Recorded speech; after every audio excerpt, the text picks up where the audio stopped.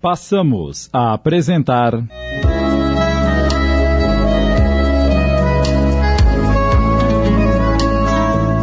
A Vida Escreve.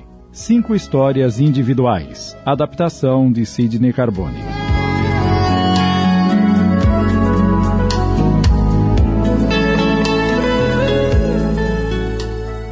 História de hoje, A Requisição, inspirada numa psicografia de Zíbia Gasparetto.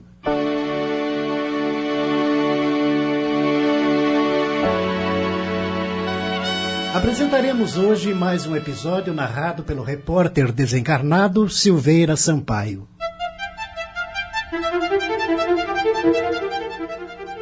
Em que pese a nossa autossuficiência, há sempre um dia, uma hora, um momento em que nos encontramos na contingência de pedir.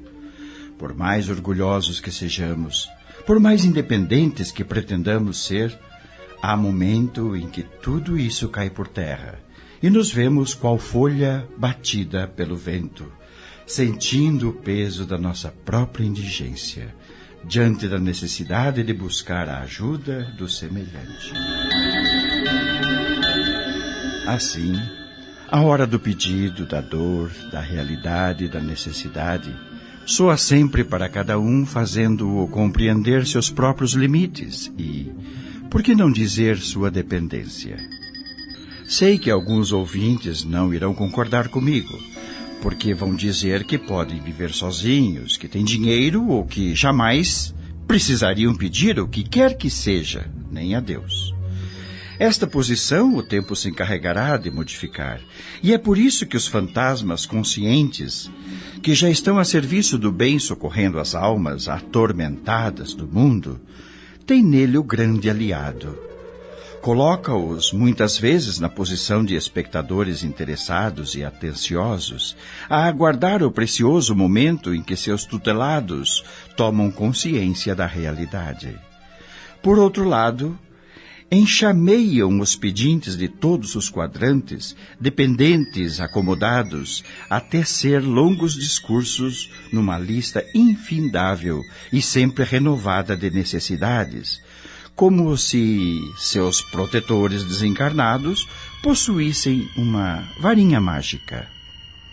Muitos deles dirigem-se sem pejo nem consideração aos santos famosos e bem-aventurados, cujas imagens cultuam religiosamente bentas e iluminadas com velas semanais, exigindo isto ou aquilo, como se eles estivessem na obrigação de resguardar o próprio prestígio, atendendo-lhes às rogativas. Claro, um santo famoso que se preze precisa manter sua fama e deve produzir um milagre de vez em quando e zelar pelos seus adeptos, como um super pai, naturalmente, já que é um ser que possui poderes e graças. Irritam-se se por acaso seus rogos não são ouvidos, e alguns, mais indignados, castigam o santo, suprimindo as velas por algumas semanas ou colocando suas estátuas amarradas e em incômodas posições. Se ainda assim não conseguem seus intentos, mudam de devoção. Afinal, para que existem tantos santos no calendário? E o que dizer daqueles que repartem seus lucros financeiros com porcentagem para os espíritos e até para Deus? Até que ter um santo forte como sócio nos negócios pode ser muito rendoso. Quem teria coragem de pôr olho gordo com um sócio dessa estirpe? Que negócio iria falhar com um parceiro luminar? Depois, ele, por certo, não reclamará das porcentagens recebidas. Afinal, para eles, interessados nos bens espirituais, tudo está bem. Há ainda os que pedem a intervenção divina em seus problemas, prometendo em troca as mais inusitadas compensações que, em última análise, apenas beneficiarão a si mesmo. E dizem: se eu conseguir o que desejo, prometo deixar de fumar. Ou então: se eu conseguir o que eu quero, vou a pé de São Paulo à Aparecida do Norte. Ou ainda: Se eu alcançar esta graça, dou R$500 para os pobres. Querem emprestar a Deus como se ele estivesse necessitado e como se o pedinte tivesse algo para emprestar. Nessa hora, eu gostaria de perguntar: quem está endividado, já em concordata e em vias de falência, tem algo que seja para pagar as dívidas? Mas esses dependentes contumazes não sabem que as orações são medidas não pelas palavras, não pelas oferendas, não pelos sacrifícios que lhes trarão benefícios, e, por certo, não comprarão os favores divinos, mas sim pelo teor dos sentimentos, pelas reais necessidades do pedinte, pelo interesse que demonstra em lutar, reagir, trabalhar, melhorar e ajudar os outros. Esse conjunto de sentimentos é que produz um grau de vibração que alcança os planos mais elevados e que determinam o atender como e quando, de que maneira, a solicitação. Eles possuem condições de examinar a situação e resolver de maneira justa, certa, oportuna, como atuar. Por isso, na Terra, muitos cansam-se de pedir, rogar, e apesar de seus protetores estarem circulando ao seu redor, tentando auxiliar, não conseguem ser atendidos. Conhecedor de tais problemas, resolvi ir ao centro de registro da nossa comunidade em uma tarde de sábado, quando dispunha de algumas horas de lazer, para observar ali como funcionava o nosso serviço de atendimento às rogativas. Fui atendido por uma moça atenciosa que me recebeu muito bem. Pois não? Comecei como sempre. Sou repórter, escrevo para a Terra. Ela não estranhou. Disse com simplicidade: Tarefa difícil. Tem tido boa receptividade? Estou tentando. Os amigos gostam e aceitam o que escrevo, mas o futuro dirá se terei sucesso. Já calibrou sua receptividade? Como assim? Explique-se, por favor. Testar o grau do seu aparelho receptor e depois o reflexo do percentual que conseguiu filtrar nas pessoas que o leem. Não, nunca fiz isso.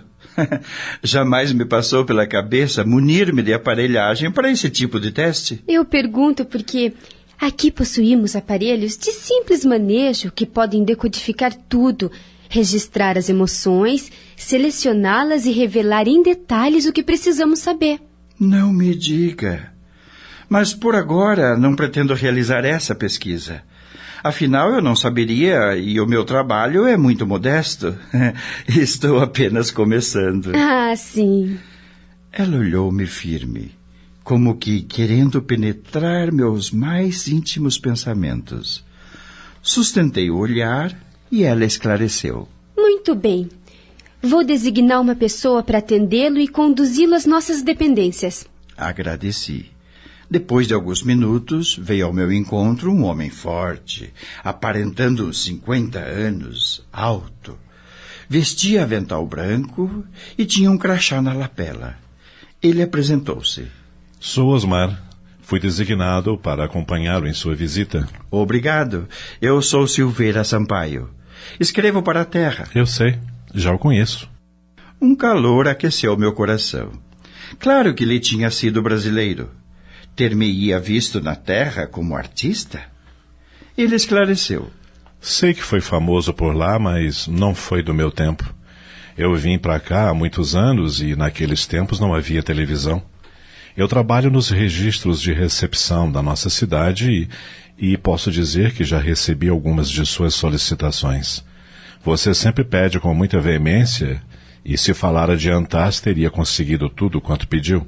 Estamos apresentando A Vida Escreve. Voltamos a apresentar A Vida Escreve, adaptação de Sidney Carbone.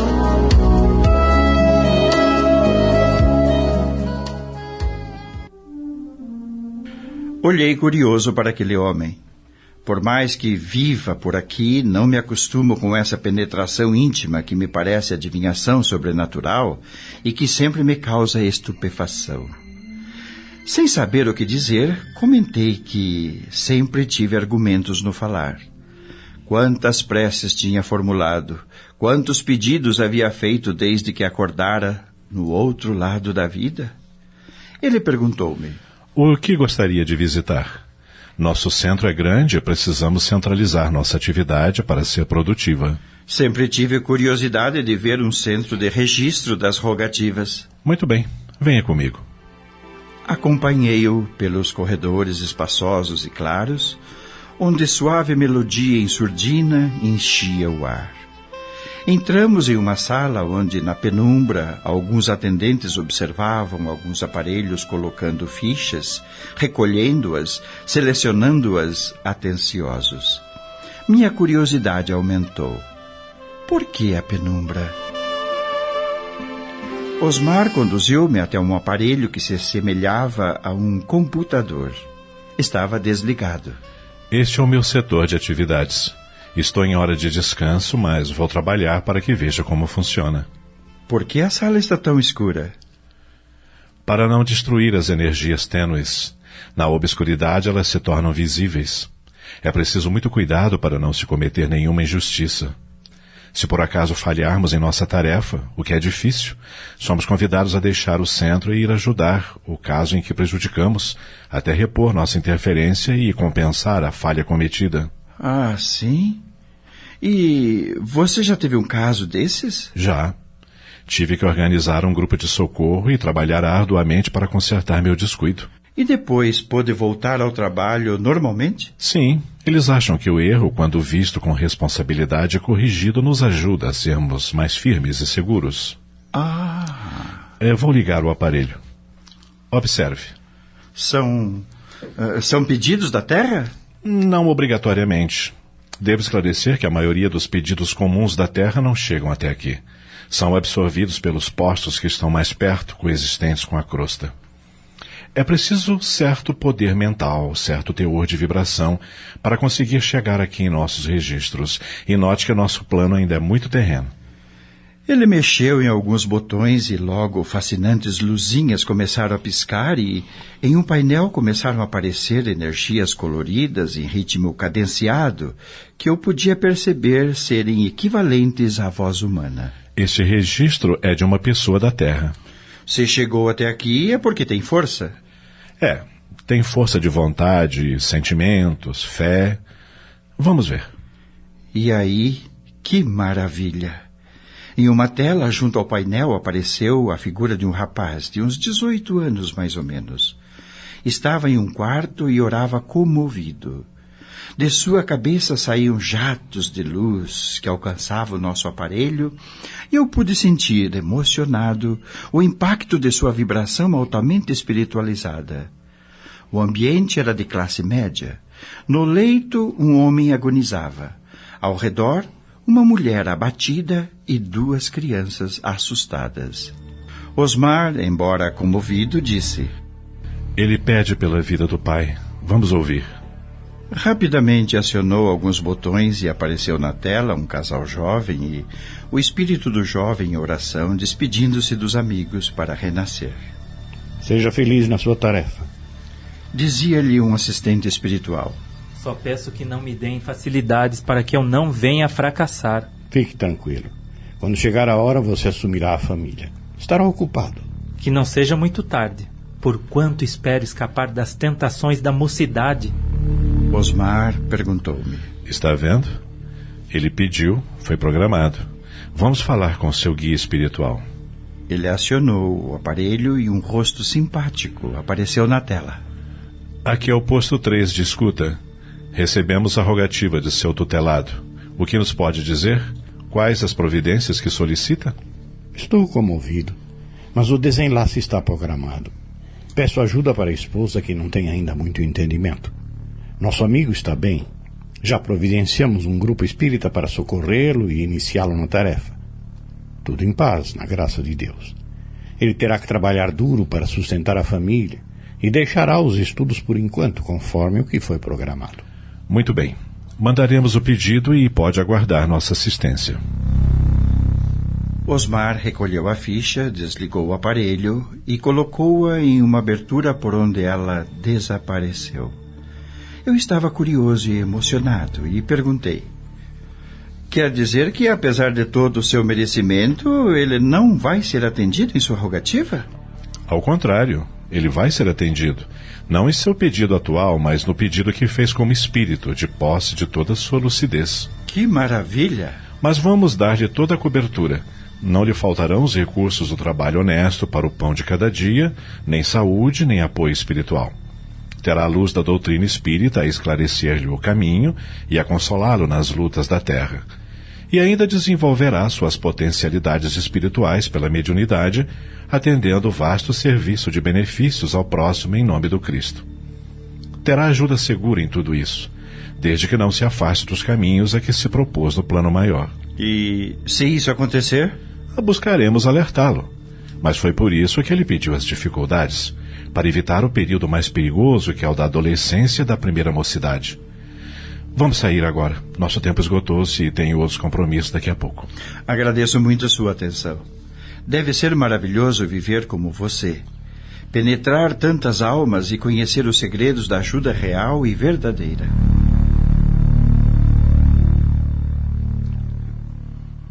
Saímos em silêncio. Fora da sala, ele me disse: não pense que eu seja um privilegiado. Estou aqui para aprender o valor da verdadeira prece, quando na terra fui pedinte contumaz. Não fazia nada sem dividir a responsabilidade com os outros, com os santos e até com Deus. Cobrava sempre, exigente e revoltado quando não conseguia o que pretendia. Aqui, depois de servir em várias áreas, compreendi que não me libertava da dependência e pedi para trabalhar nesta tarefa, a conselho dos nossos maiores. Comecei um posto na terra mesmo, onde o peditório é mais confuso e difícil. Depois, com o tempo, consegui vir para cá. Pode ter a certeza de que aprendi muito. Já não peço coisas desnecessárias e impossíveis. Só requisito o que preciso, depois de muito pensar e raramente. Deus sabe o que é melhor para mim. Ele não dorme em serviço. Sorri à brincadeira. Agradeci e saí, preocupado com as requisições que vinha fazendo ultimamente. Mas de uma coisa tenho certeza e não abdico: a vontade de continuar escrevendo e narrando a vocês da terra minhas experiências do lado de cá. E se eles estão deixando, é porque acham que estou aprendendo e sendo útil de alguma forma. Vocês não pensam como eu?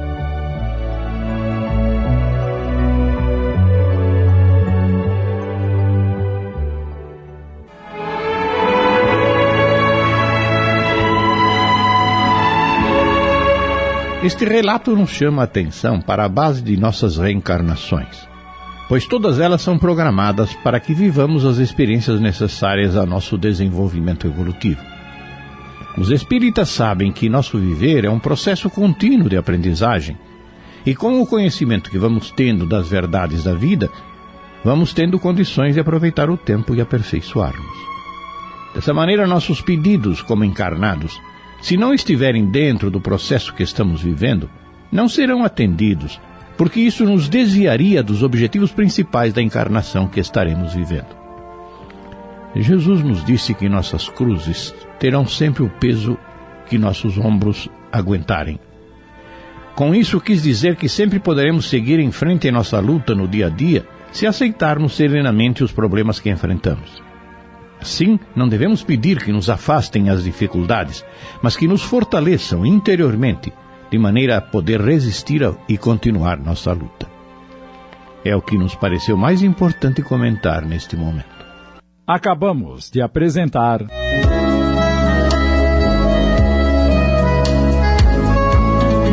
A Vida Escreve. 5 histórias individuais, adaptação de Sidney Carbone.